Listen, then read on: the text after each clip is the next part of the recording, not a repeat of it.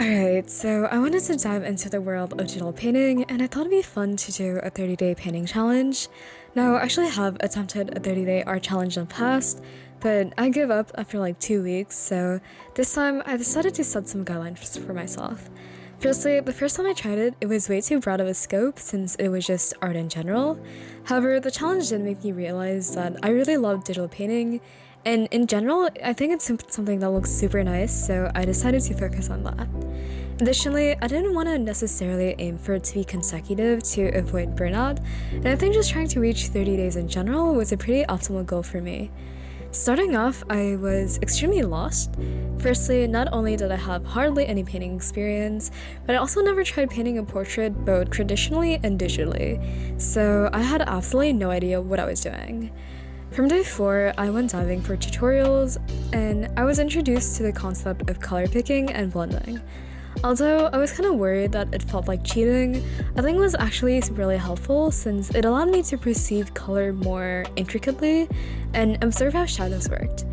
Before this, all the resources I consulted kept on repeating the idea of how the general process is to apply base colors to your painting and then add shadows and highlights afterwards, but I never really understood how it worked.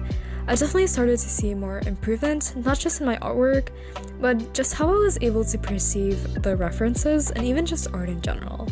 Something I do want to mention is that since I'm not that great at actual drawing, I decided to trace the sketches so I could primarily focus on the painting, though I later did realize that the sketches itself did have an impact on how the paintings turned out, or the painting process turned out, but I guess at least it was a start. I also really loved how day 8 turned out, and it made me a lot more confident since I acknowledged that I was progressing. It inspired me to keep going.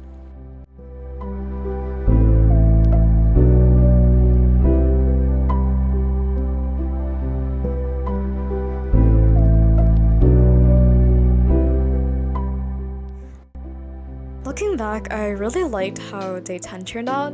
I didn't think much of it at first because of the hair and highlights, but I actually really love how I painted the actual face. I also showed these to an artist friend of mine, and they taught me not to use pure white as the eye color, and over time, this piece of advice really helped my pieces look a lot more realistic.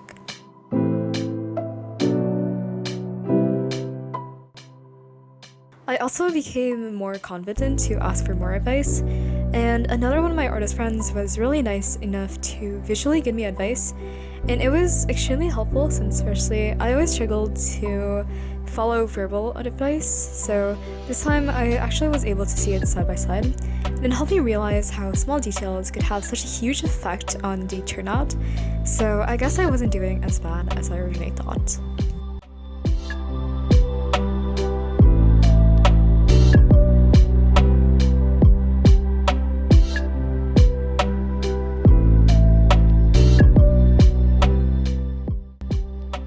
So around the middle, I actually ended up switching drawing programs, so I went from sketchbook to procreate. I told myself I wouldn't really spend money on it, but most of the resources and tutorials I could find were using procreate, so I thought it'd be easier to follow along, and thus I ended up buying it. And honestly, I think my art kinda got worse, but at the same time, I think their wider range of brushes and like being able to understand what they did allowed me to focus and learn more of the technique, I guess, rather than what I just felt like was copy pasting and smudging. I also felt like it was a lot more fun this way, especially since I now understand what brushes and stuff to use. It was really fun to use things like the airbrush and the highlight marker to experiment with lighting. Day 19 is one of my favorites since the hair was really fun to do, and I guess in general I got to worry less about detailed facial features, focus more on the painting and the colors. I also was really proud of how I did the highlights and stuff for day 20.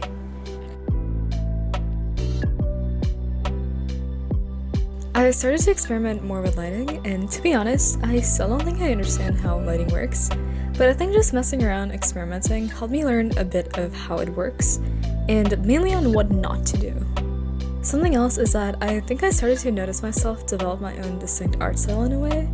For a lot of the challenge, I was preoccupied with comparing myself to other artists and art styles I admired, but I was kind of starting to notice myself head in my own direction, which I thought was pretty cool.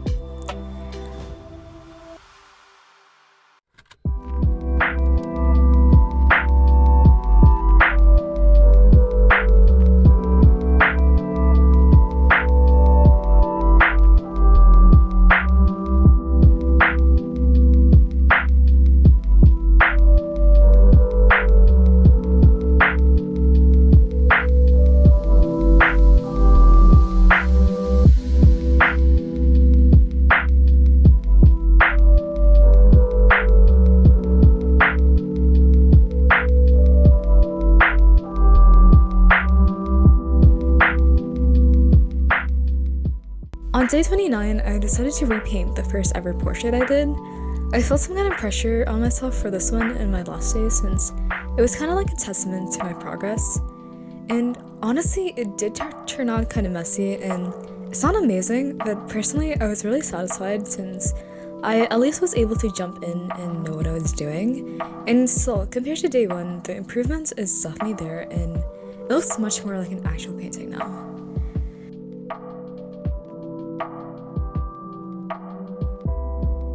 For day 30, which actually wasn't day 30 since I realized I missed a day, I don't think it necessarily stood out, but I honestly still really liked it because, again, the progress gave me a lot of satisfaction. But even as a standalone, I recognized part of my developing art style, which I thought was pretty cool. This time was actual day 30. I did it sometime afterwards because I didn't realize I missed a day till now, but since I haven't opened Procreate or worked on anything art related in between, I guess it still fits within the constraints within the challenge. But anyways, I wanted to read you another old piece since I thought it could look really fun to paint, and I was right since it was incredibly fun to do. Overall, I was really proud of how this one turned out, and honestly, it made my entire journey worth it, especially when I put the two side by side. Reflecting back, I initially had some doubts on if this challenge was worth it, since most of it was just me messing around and trying to figure out how things worked. But honestly, whether or not I was satisfied with my art, beyond that, the act of self-teaching and processing was really helpful, and was able to improve how I learned in general. Editing this video triggered another art phase in me, and I've been able to use what I learned here to set a foundation for that in a sense. But yeah, overall, I'm pretty satisfied and I think that experience was pretty worth it.